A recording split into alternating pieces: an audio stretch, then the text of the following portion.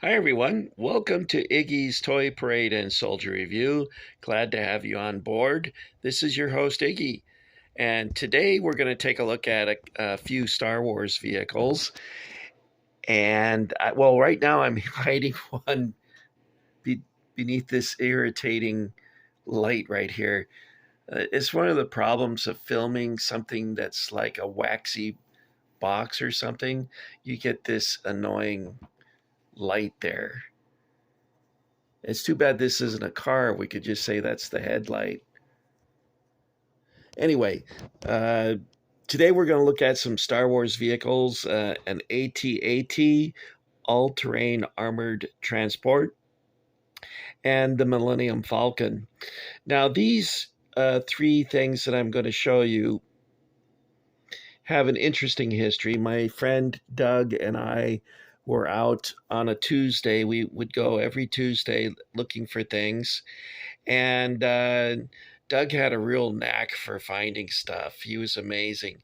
He knew all the little hiding places that collectors would hide stuff that they wanted to get later, or wait until it went clearance and then come and dig it out of their little secret hiding place. Well, Doug knew where all those places were, and he could root it out. He also was not shy about going into the stock room, and he would act very confidently like he worked there, and he'd just walk back, grab a box, and take it out to the floor. But he even recognized boxes that things came in. Anyway, Doug and I were stunned to find out that Toys R Us had clearanced their Star Wars product. And when I say clearance, they really did. Because, for instance, I bought two of these for $10 each. Actually, I think I bought three of them for $10 each. And I bought a Millennium Falcon for $10. I bought Boba Fett's Slave One for $10. I bought an X-Wing, electronic X-Wing for $10. Uh, two Darth Vader TIE fighters for $10. I bought a snow speeder. What else did I get? I think I got a TIE fighter. Yeah, I got a TIE fighter. And I got all of them for $10 each. And I spent quite a bit that day, which I wasn't planning on doing. But I had my trusty rusty gift, not gift card, but I wish it was a gift card, credit card. And now some of these vehicles that I purchased are gone because I sold them at the flea market. And because I originally bought them for 10, I actually made money on them, but I would rather have the vehicles back. I did buy one of them back on eBay, and I think it was $70.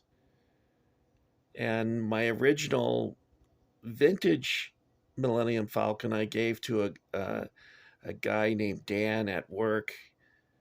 He was the produce manager or something. And I gave that to him. So that's why I bought the Millennium Falcon. So when I found this box, it had all three of them in the same box. It's rather heavy, actually. But let's take a look at it. This shows all its features. Uh, it came with two figures, two action figures, one being General Maximilian Veers, and you can set them up in front of the screen here. You press a button, I think, which is down here, one of these three buttons.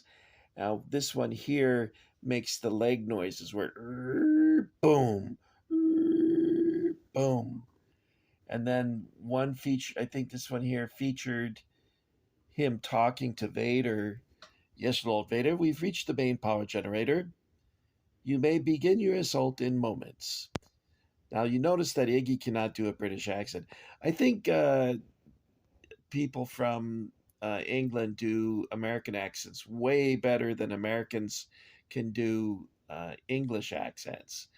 And it really irritates me when they would make a movie and put an American in it, thinking that it would make it more palatable for Americans to go see.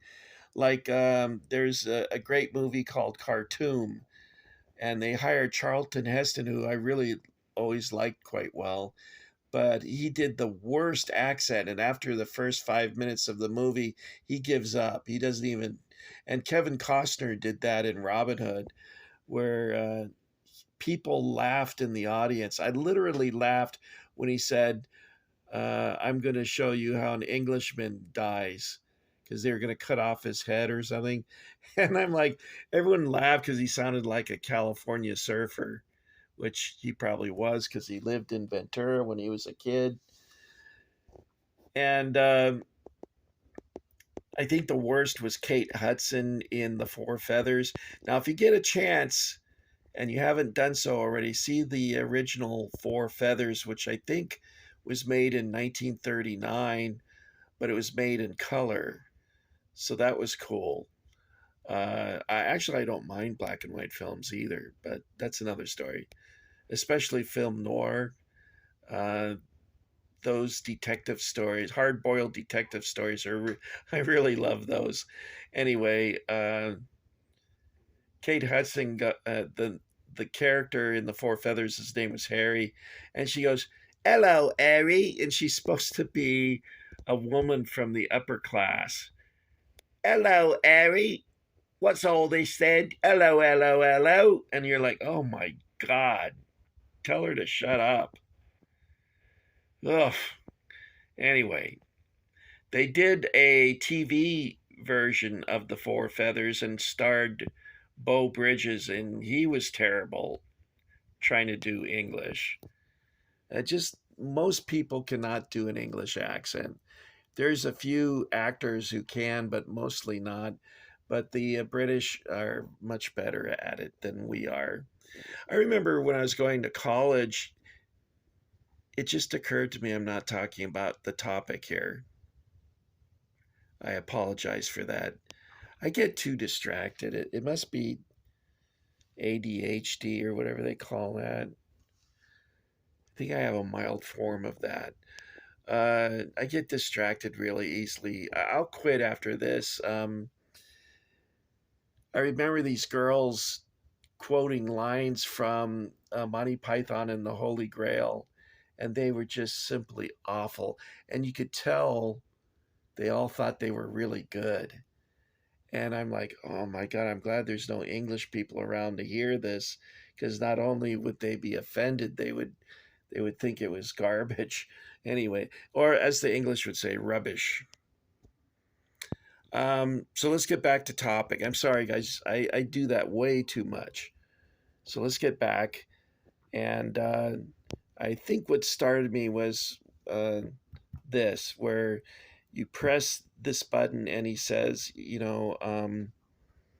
"Yes, Lord Vader, we've reached the main power generator." And that was Julian Glover, who played Donovan. He played an American. That's what made me think of that. He played an American, and he did the accent very, very well. I didn't know he was English, tell you the truth. Uh, I think the center button here was for laser sounds, now that I think about it. So this was voice, lasers, and walking. Here we go. Eep, eep. Okay, this shows some of the features. You show the chin guns, which I think would light up. I never had a battery in my AT-AT. I do remember it fires like red darts, I guess, to pretend that it's a laser bolt. You show Luke there with the cable that he shot up to the underbelly of the vehicle. This shows inside the pilot's compartment. And you could put a few figures in here as well. This showed up in the movie Empire Strikes Back, and then also again briefly, very briefly in Return of the Jedi, where they deliver Luke to Darth Vader at the station on the planet, the sanctuary moon of Endor. And this gives a nice close up of the vehicle itself. This would flip open here, and you could put your figures in there. And then over here is the figures that this came with. And you can see the AT-AT pilot. And this is General Maximilian Veers. And he was the commander of the assault.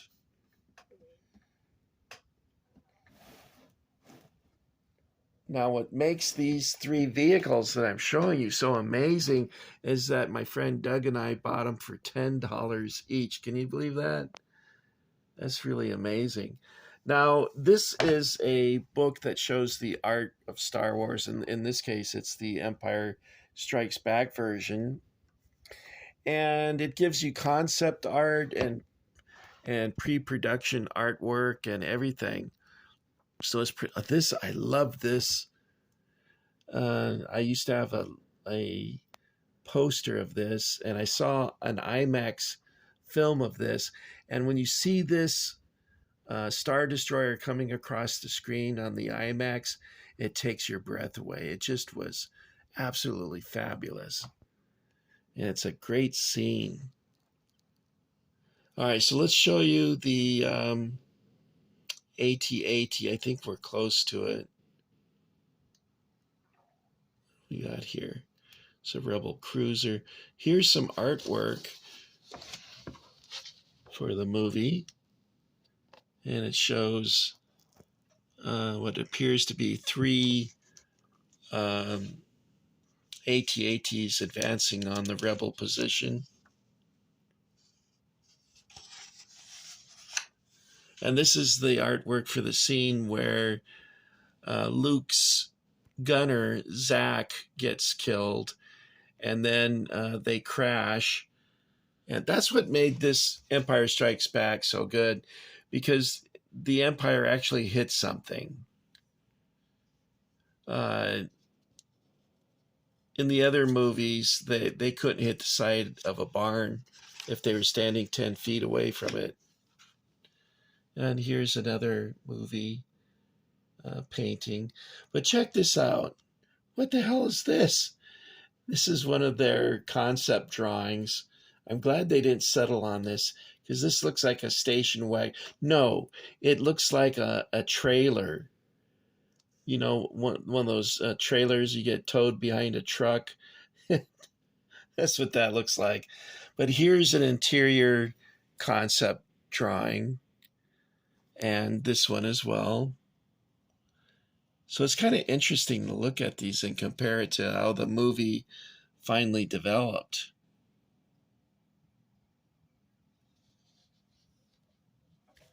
And I think there's one more illustration we can share with you.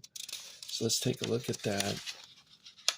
And here's the evolution of the, I don't know, what would you call that? The head, the nose, the head, I don't know. And I think this is the one that they kind of favored the most. And of course, this one is similar but quite different in that the final product did not have those. It had the chin guns, but this one shows the chin guns. And they put these guns on the cheek. That was rather cheeky that they did that. And here's some concept paintings. I think this is an image they actually used in the movie. You can see the snow speeder is slightly different there. Is that it for those illustrations? No, here's more. This is showing the attack on the Rebel base. So this is kind of a cool book to have.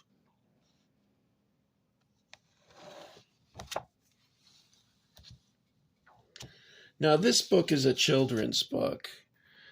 I like the art direction of this book, and I bought it because it's really well illustrated.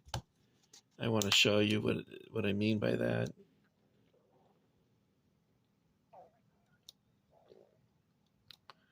It's well done. I like it.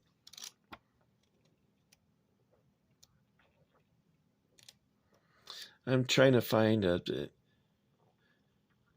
I like these scenes where when Vader shows up on the. By the way, the Chinese would be amazed at how crooked these lines are. Have you ever seen them do a parade? It's just absolutely perfect. There's not one guy out of step, not one guy that's a little more forward than the guy next to him. But this is a mess. I look at this guy, he's practically standing in another formation. See that? He's standing way ahead of the others with his head down. Clearly, these are not soldiers. What I would have done is hire some Chinese soldiers to do this scene. That would have been awesome. They would have given us perfection. And this scene is really cool. I think this is when the Emperor shows up, and there's 6 royal guards that come out, 3 on each side, and then the Emperor comes down. He's greeted by Lord Vader and Moff Jerjerrod, I think his name was. I felt sorry for that guy because a lot of his scenes got cut from the movie. And there's scenes that I think they should have left in the movie. And I would love to have a chair like that and have my living room like that. That would be so awesome. Soon the pathetic rebellion shall be crushed, and young Skywalker will join you at my side. Anyway, I need some practice. So this was a cool book too, a kid's book. And then there's another kid's book here, which is very good. If you like the illustrations of photographic illustrations of all the equipment and costumes, this is a really great book to have. And it, of course, was made for kids. Here's Bib Fortuna. It's quite a hairdressing he has there. Here's Mr. Disgusting himself. Actually, I shouldn't call him disgusting. I'm starting to look like this guy. You see his belly? Yikes. Okay, here's the AT-AT driver. And you'll notice that his uniform is quite similar to the TIE fighter pilot. Big difference, though, is he doesn't have an air hose. Or does he? Oh, he might have an air hose there. There's one over here. And it looks like one over here, maybe. So maybe it is the same costume. Anyway, these are 2 of my favorite costumes in the movie. So there's our AT-AT driver, and here he is over here. I'm not certain why they made his uniform gray like that, though. Okay, and then I have another book here to share with you. I'm sorry to take so long, guys. I know it's kind of hard to stick with this when you're like, okay, get to the point. What's your point? And this is a book that features Indiana Jones pre-production artwork and Star Wars. So this is a fun book to have also. I have another one that shows the toys, which I should have found for you, but it's in store. You know, I need to stop saying that. You guys probably sick to death of that. And I wouldn't mind owning one of these if it flew. If it flew, that would be awesome. I remember taking my mom and dad to see Return of the Jedi. And this scene here, my mom kept saying, how did they do that? where did they get such a big building like that? And I'm like, shh. She was very impressed, though, with what they were doing. I got to admit, though, it was probably a mistake for me to take them because they never saw Star Wars or um, Empire Strikes Back. They just saw Return of the Jedi. Here's a nice view of the AT-AT as seen in the movie, one of the models they made for the movie. And you can see that it's quite close to what we have here. So nice job done by Hasbro. Although they say Kenner up here, but we know that Kenner by that point was in name only. And it was stop motion, which you can see here. They used these trap doors so that they wouldn't disturb the baking powder that they used for snow. Here's the Millennium Falcon model. And you can see it's very similar to the toy. Not quite identical, but very close. Very close.